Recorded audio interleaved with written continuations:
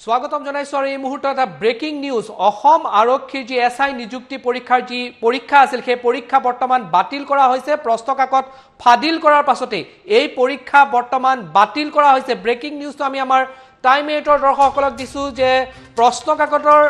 কাকত ফাদিলৰ পাছতে অসম আৰক্ষীৰ নিযুক্তি পৰীক্ষা বৰ্তমান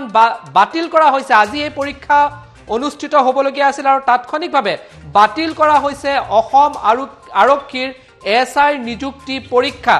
ব্ৰেকিং নিউজ আমি আপোনালোকক দি আছো প্ৰশ্ন কাকত ফাদিল হোৱাৰ বাবে পৰীক্ষা বাতিল কৰা হৈছে আৰু অসম আৰক্ষীৰ এছআই নিযুক্তি যি পৰীক্ষা আছে প্ৰশ্ন কাকত ফাদিল কৰাৰ পাছত তাৎক্ষণিকভাৱে এই পৰীক্ষা বাতিল কৰা হৈছে মুঠ 597টা পদৰ বাবে এই পৰীক্ষা অনুষ্ঠিত কৰিব লগা আছিল 12 বজাৰ পৰা পৰীক্ষা হ'বলগীয়া আছিল সেই পৰীক্ষা প্ৰশ্ন কাকত ফাদিল কৰাৰ পাছত বাতিল কৰা হৈছে সবিশেষ কথা পাতিবলৈ সংযুক্ত হৈছো ধ্ৰুৱজ্যোতি বৰাৰ সৈতে ধ্ৰুৱ অধিক তথ্য আপোনাৰ পৰা জানিব বিচাৰিছো নিশ্চিতভাৱে দীক্ষিত শৰ্মা এটা কথা ক'ব লাগিব যে এক ব্ৰেকিং নিউজ বুলি ক'ব লাগিব 597টা পদৰ বাবে আজি আচলতে দিনৰ 12 বজাৰ পৰা অসম আৰক্ষীৰ উপ পৰিদৰ্শক পদৰ বাবে লিখিত পৰীক্ষা আছিল আৰু কোনটো স্থানত ৰাজ্যৰ কোনটো স্থানৰ পৰা বৰ্তমান সেই পৰীক্ষা ফাদিল হৈছে বৰ্তমান ইতিমধ্যে সমগ্ৰ ঘটনা সন্দৰ্ভত অসম আৰক্ষীয়ে তদন্ত অব্যাহত ৰাখিছে মই পুনৰবাৰ কৈছো যে আজি 12 বজাৰ পৰা লিখিত পৰীক্ষা আছিলে অসম আৰক্ষীৰ উপ পৰিদৰ্শক পদৰ বাবে আৰু সেই পৰীক্ষাৰ প্ৰশ্ন কাকত আচলতে ফাদিল হৈছে কোনোবা এটা চেণ্টাৰৰ পৰা আৰু ইতিমধ্যে সমগ্ৰ ঘটনা সন্দৰ্ভত অসম আৰক্ষীয়ে উচ্চস্তৰীয় তদন্ত কৰিছে আৰু দেখা পোৱা গৈছিল যে কিছুদিন পূৰ্বে অসম আৰক্ষীৰ এই যিটো এছআই পদৰ নিযুক্তি আছিল এই এছআই পদৰ নিযুক্তিক লৈ পেলাই এটা অডিঅ' ভাইৰেল হৈ পৰিছিল 4 লাখ টকা ডিমাণ্ড কৰা হৈছিল আৰু তাৰ ভিত্তিত কেইবাজনো লোকক ইতিমধ্যে অসম আৰক্ষীয়ে গ্ৰেপ্তাৰ কৰিছে আৰু তাৰ পৰৱৰ্তী পৰ্যায়ত অৰ্থাৎ আজিৰ দিনটোত লিখিত পৰীক্ষা আছিল দিনৰ 12 বজাৰ পৰা 597টা পদৰ বাবে এই পৰীক্ষা অনুষ্ঠিত হোৱাৰ কথা আছিল আৰু সেই পৰীক্ষাৰ সময়তে আচলতে 12 বজাৰ পূৰ্বে যিসমূহ আচলতে পৰীক্ষা কেন্দ্ৰ আছিলে সেই পৰীক্ষা কেন্দ্ৰৰ পৰা পৰীক্ষা প্ৰশ্ন কাকত ফাদিল হৈ পৰিছে আৰু ইতিমধ্যে আমি পুলিচ ৰিকুৱাৰমেণ্ট বৰ্ডৰ চেয়াৰমেন প্ৰদীপ কুমাৰৰ লগত আমি ইতিমধ্যে কথা পাতিছিলোঁ তেওঁ ইতিমধ্যে আমাক সমগ্ৰ ঘটনা সন্দৰ্ভত জনাইছে যে অতি শীঘ্ৰে এই গোটেই ব্যৱস্থাটোৰ ওপৰত ইতিমধ্যে তদন্ত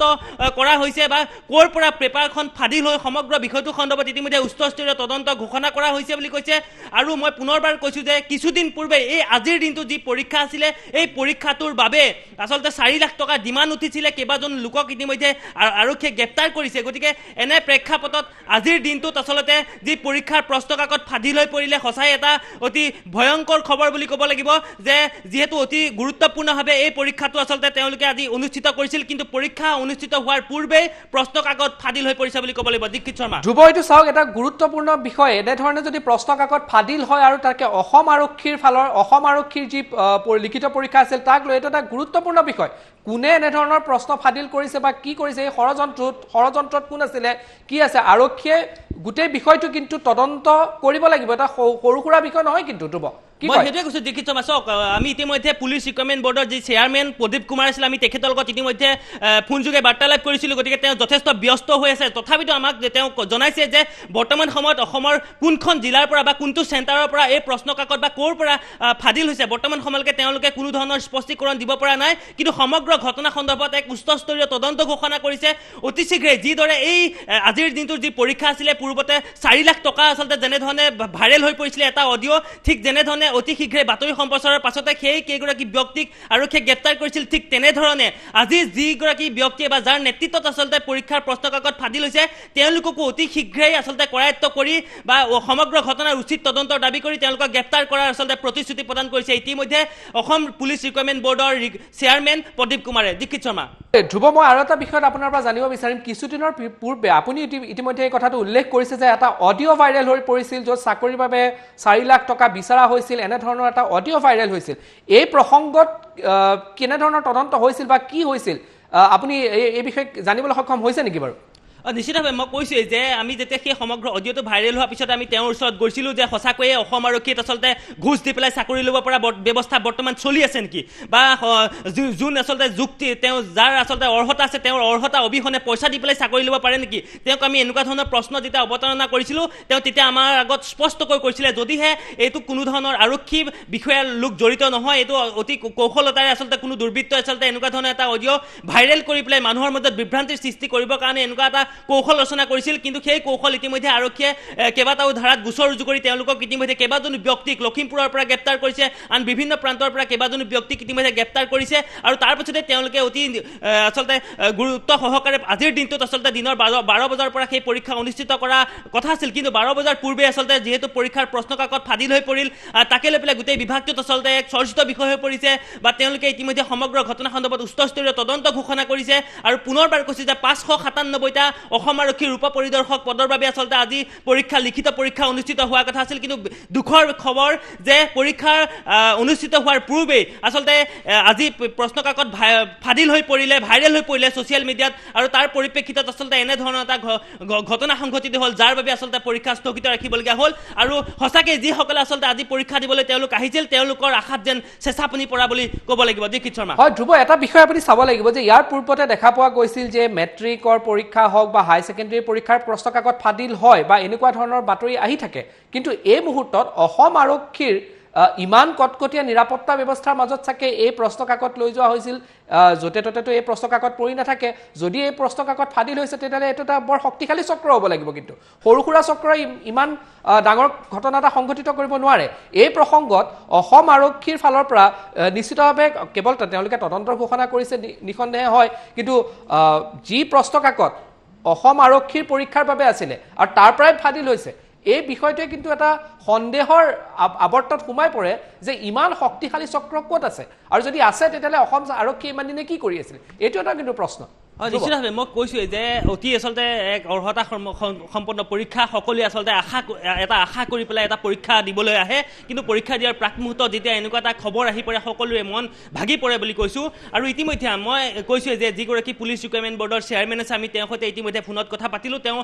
জনাইছে অতি ক্ষীপ্ৰতাৰে সমগ্ৰ ঘটনাৰ তদন্তৰ নিৰ্দেশ দিছে আৰু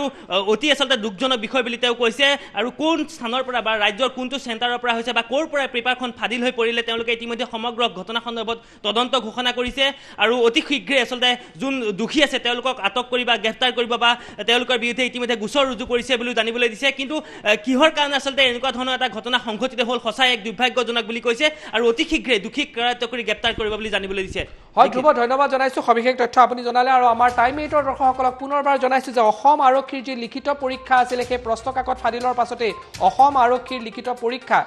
ইতিমধ্যে বাতিল কৰা হৈছে প্ৰশ্ন কাকত প্ৰকৃততে ক'ত ফাদিল হ'ল কেনেকৈ হ'ল এই সন্দৰ্ভত এই মুহূৰ্তত সবিশেষ তথ্য লাভ কৰা হোৱা নাই কিন্তু তৎক্ষণিকভাৱে বাতিল কৰা হৈছে লিখিত পৰীক্ষা 597টা পদৰ বাবে এই লিখিত পৰীক্ষা আজি দিনৰ 12 বজাৰ পৰা অনুষ্ঠিত হ'বলগীয়া আছিলে আৰু হঠাৎ এই যি প্ৰশ্ন কাকত বাতিল হ'ল প্ৰশ্ন কাকত বাতিল হোৱাৰ পাছতে তাৎক্ষণিকভাৱে অসম আৰক্ষীৰ এই লিখিত পৰীক্ষা 597টা পদৰ বাবে যি অনুষ্ঠিত হ'ব লগা আছিল দিনৰ 12 বজাৰ পৰা তাত বাতিল কৰা হৈছে আৰু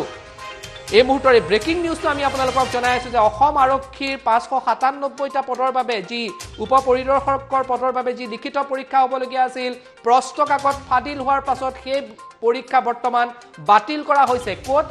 আৰু কোন চক্ৰ এই প্ৰশ্ন কাকত ফাদিল কৰিলে তদন্ত বৰ্তমান কৰি থকা হৈছে বুলি অসম আৰক্ষীৰ ফালৰ পৰা জনোৱা হৈছে কিন্তু এটা গুৰুত্বপূৰ্ণ বিষয় এটা অত্যন্ত গুৰুত্বপূৰ্ণ বিষয় এটা সংবেদনশীল বিষয় যে অসম আৰক্ষীৰ দৰে অসম আৰক্ষীৰ যি পৰীক্ষা আছে সেই পৰীক্ষাৰ প্ৰশ্ন কাকত যদি এনেধৰণে ফাদিল হয় তেতিয়াহ'লে এইটো কোন চক্ৰ ইয়াত জড়িত হৈ আছে ইয়াৰ তদন্ত হ'ব লাগে এই তদন্তৰ লগে লগে ইয়াক যিসকল দোষী আছে দোষীক দৃষ্টান্তমূলক শাস্তি দিব লাগে তাৰ লগতে কিছুদিনৰ পূৰ্বে অসম আৰক্ষীৰ চাকৰিৰ বাবে ফোন টেপ এটা ভাইৰেল হৈছে য'ত টকা বিচাৰাৰ কথা কৈ থকা হৈছিল আৰু অসম আৰক্ষীৰ ওপৰত এনেধৰণৰ বাৰম্বাৰ প্ৰশ্ন উত্থাপন হৈ আছে এইবাৰ বিভিন্নজনে প্ৰশ্ন উত্থাপন কৰিছে দুষ্ট চক্ৰ বুলি কোৱা হৈছিল সেই অডিঅ' টেপটো এই মুহূৰ্তত অসম আৰক্ষীৰ যি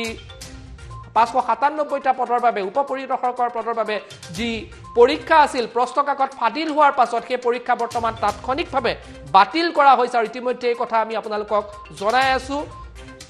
কোন চক্ৰই ক'ত এই পৰীক্ষা ফাদিল এই প্ৰশ্ন কাকত ফাদিল হ'ল এই সন্দৰ্ভত এই মুহূৰ্তলৈকে সবিশেষ তথ্য পোৱা হোৱা নাই